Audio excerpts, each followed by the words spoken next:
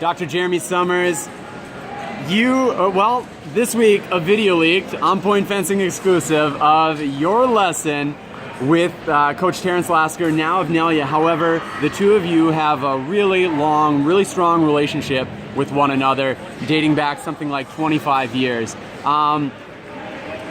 When did you first meet Terrance, and what's your first memory of Coach Lasker? Great question. I'll never forget it. We both went to high school together in Kansas City, Central High School, in downtown Kansas City. We were both freshmen in high school, and I walked off the soccer team and decided I didn't want to play soccer anymore. And I walked right into the fencing practice. And by chance or deliberately? Deliberately, with my soccer cleats on. Walked straight into fencing. And Terrance happened to be there. And ever since that first day of fencing practice, our relationship has grown since we were 15 years old. We had a really good opportunity in the Magnet School program in Kansas City to be able to try fencing out and actually be able to travel and do really well with a really good coach, Vladimir Nazimov, and our relationship spawned from there. In 1999, Terrance decided to follow Vladimir to Ohio State, and I decided to go to Germany to train with the German team to try to make the games. And we've always been best friends since, and he's a brother to me. So when I called him in Shanghai after I registered for Summer Nationals, I texted him and I said, "Hey, could you do me a favor?" He said, "What's that?"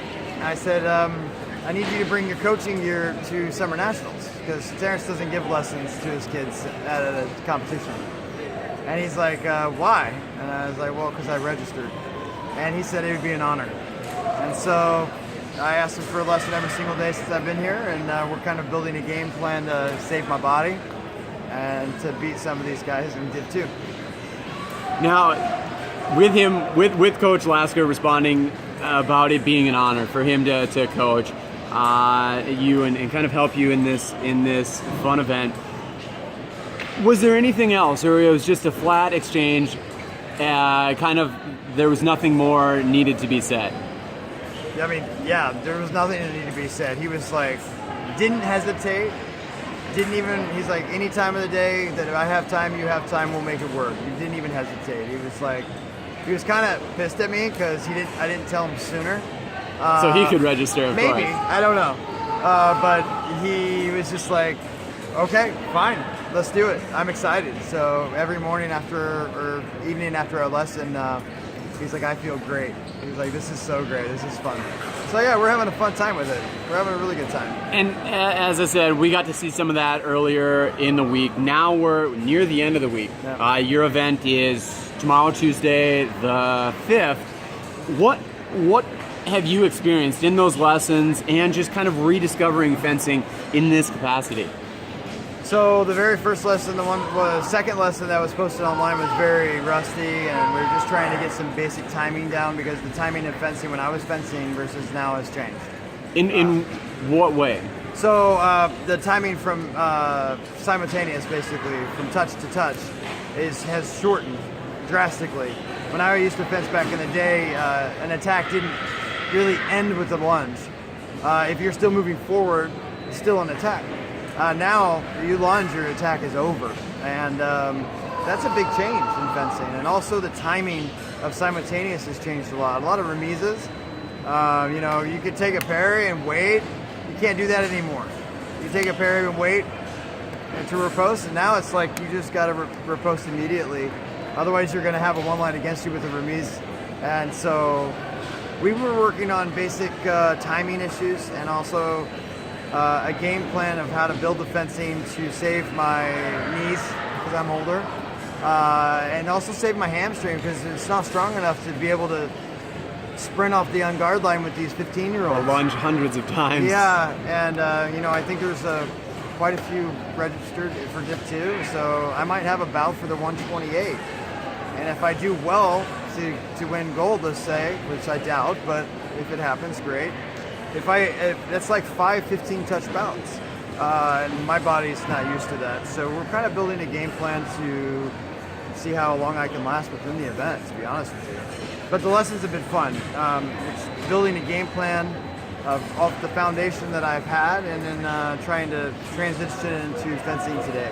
What's been most significant about this time with Terrance, working with him now as your coach and you as the student, and kind of memories that it brings back, or just how it reminds you of your close friendship with him?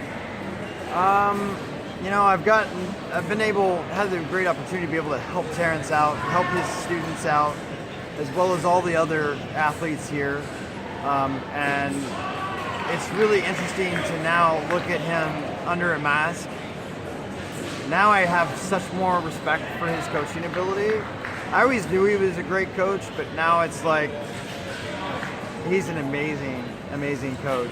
To be able to see his thought process on building his athletes and their mental game, and how to really influence directors on their fencing, and what they're trying to show their opponent, really opened my eyes a little bit, because he has this traditional Russian background from Vladimir, and now he has his own philosophy in fencing and how to coach athletes.